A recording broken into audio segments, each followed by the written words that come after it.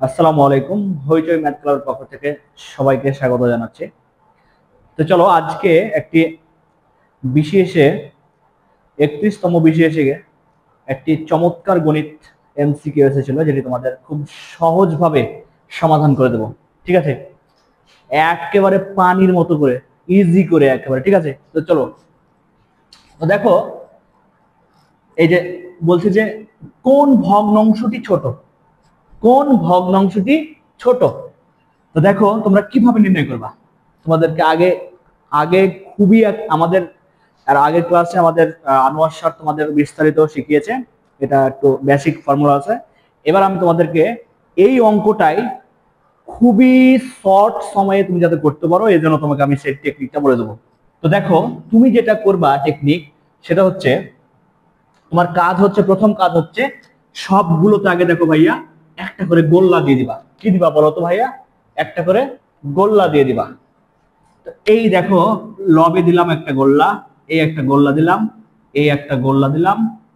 আর এখানে অবশ্য প্রশ্ন ভুল ছিল, এখানে 4/, ছিল কত, 15 ছিল। ঠিক আছে, তো এখানে একটা গোল্লা দিলাম। ঠিক আছে, তো দেখো এখন তুমি চিন্তা করো তো, এই 20কে 11 দিয়ে কতবার ভাগ যায়, কতবার যায় তুমি বলো তো। তাহলে এই 20কে 11 দিয়ে আমি ধরে নিলাম যে যদি এখানে 22 থাকতো তাহলে 2বার যেত, তাই না?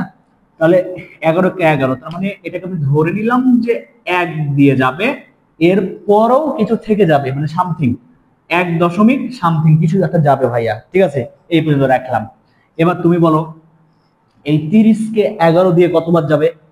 তাহলে এই 30কে 11 দিয়ে, তাহলে 11 দুগুণা 22, 3 11 33, তাই না?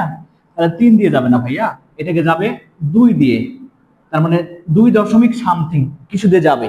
আচ্ছা, এবার তুমি বলো তো এই 20কে 13 দিয়ে কতবার যায়। এই 20কে 13 দিয়ে তাহলে আমাদের যায় 13 দুগুণা 26, কিন্তু এখানে 26 তো নাই, 2বারও যাচ্ছে না, তার মানে 1বার যাবে। ঠিক আছে, 1বার, 1 দশমিক সামথিং রাখলাম এটাকে। এবার তুমি বলো তো এই 40কে এই 15 দিয়ে কতবার যায়।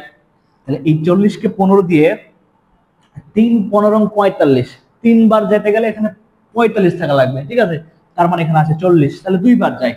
তাহলে 2 দশমিক কত বলো তো ভাইয়া? তাহলে 2 দশমিক সামথিং দিয়ে যাবে। এবার তুমি বলো এই 1 বড় নাকি এই 1 বড় নাকি এটা না, এখন বলো। তাহলে এই দুটো আগেই বাদ, ঠিক কিনা বলো? এই দুটো আগেই বাদ, মানে এরা দুজন বড়। এখন এই দুইটার মধ্যে কিন্তু একটা অ্যান্সার হবে ভাইয়া। ঠিক আছে, তাহলে দেখো এখানে দেখো এই 20কে তুমি 11 ভাগ করো সমানভাবে, 11 ভাগ এই 20কে। আর তুমি যদি ওই 20কেই যদি তুমি 13 দিয়ে সমান 13 ভাগ করো, তাহলে তুমি বলো তো ভাইয়া কে ছোট হবে? তুমি বলো। নিশ্চয়ই এটা ছোট হবে, তাই না? তার মানে এটা জন্ম কথা থেকে, এখান থেকে, তার মানে অবভিয়াসলি আমাদের এই ভগ্নাংশটাই সব থেকে ছোট। আশা করছি বিষয়টা বুঝতে পেরেছো। সবাইকে ধন্যবাদ। অবশ্যই আমাদের হইচই ম্যাথ ক্লাবের পক্ষ থেকে তোমাদের তো বরাবর মতো স্বাগত জানাচ্ছি। আমাদের হইচই ম্যাথ ক্লাব অবশ্যই তোমাদেরকে সাপোর্ট করতে হবে, ফুললি সাপোর্ট থাকা লাগবে। হ্যাঁ, আশা করছি আমরা সকল ধরনের গণিতের ভিডিও আমরা আপলোড করব এবং তোমরা ফ্রি সব দেখতে পাবা। সবাইকে ধন্যবাদ।